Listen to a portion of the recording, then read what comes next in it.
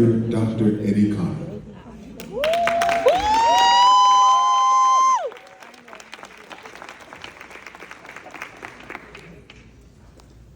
I want you to close your eyes and imagine someone who knew that you were fighting for your life walked up to you and said these words, "I thought you died." Shocking, right? Disturbing and totally insensitive. So much so that you popped open your eyes. Well, those are the exact same words that a guy said to me some years ago. And for lack of a better word, I was furious. Listen, y'all, I was so angry. I was getting ready to have a Will Smith, Chris Rock moment. And I wasn't gonna be Chris. Can I keep it 100? We were in Detroit and I expected him to at least say, "What up, though?" I didn't even get that. His words produced the same pain in my chest when I was struggling to breathe as a teenager, ultimately being diagnosed with NHL. Now, I gotta be honest, for me, NHL stood for National Hockey League.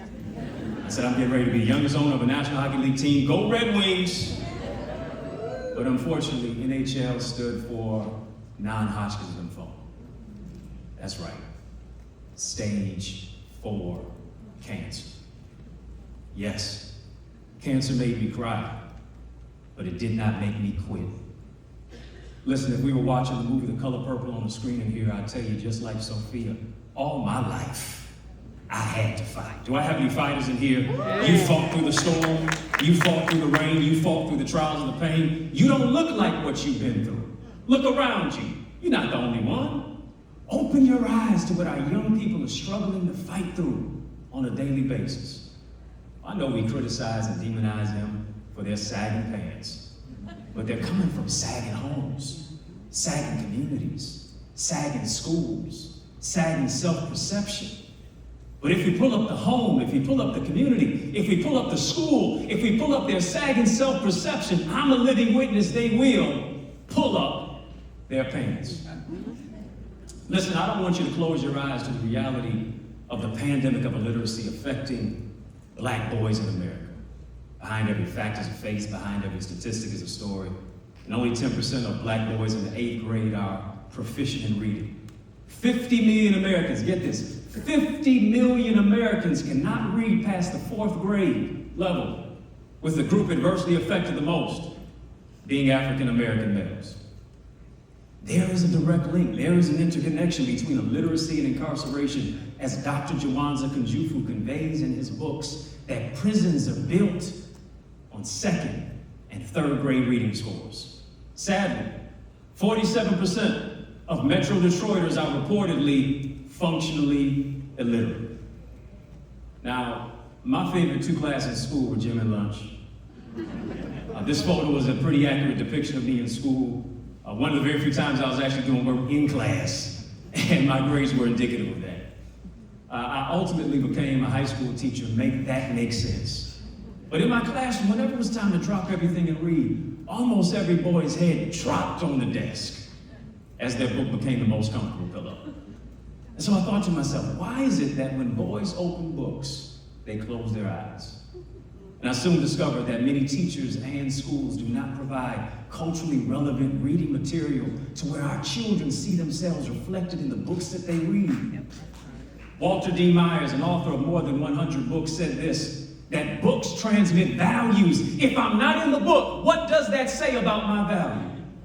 So it's easy for me to close my eyes if the book doesn't speak to my value, my community, and my identity. It's easy for me to close my eyes if the book does not connect to who I am, where I am, and where I want to be. My plan, my promise, and my purpose. And this is why I developed the mentoring and literacy program, Boys to Books, designed to empower young males through literacy, leadership, and life skills enrichment. Essentially, leaders are readers. Oh, we have a plethora of mentoring programs, but mentoring without literacy and enrichment is more of a liability than an asset. We must understand that literacy is about more than just reading words. It's about relating to the world around you. And that's why all of us must work together. We must work together to change the narrative, to shift our classrooms, our culture, and our communities in crisis. Why? So our young men won't go to jail but Cornell and Yale. Not prison, but Princeton. Not a prison house, but Morehouse. Not 4 years in a correctional facility, but 4 years at a college or a university. We are not stereotypes. We are prototypes. We are not thugs. We are scholars. We are not detriments. We are determined. We are not pariahs and predators. We are providers and protectors. We are not liabilities. We are assets to our communities, our schools, and our universities. Essentially, we are our brother's keeper. And I emphatically believe that if we build strong boys, we won't have to repair broken men. And oftentimes our boys have been broken by broken homes, dilapidated schools, and neglected neighborhoods. The power of mentoring provides an opportunity for me to empower our boys, but also to speak to the boy in me who is searching for value and validation, being raised by a single mother without a father. And the question that our young people are asking is, how do I play a role if I wasn't given a script? Our boys want to know, how do I become a man if I didn't see one, much less interact with one? Yes, I battled stage 4 cancer, but by the grace of God, I was able to find the can in cancer.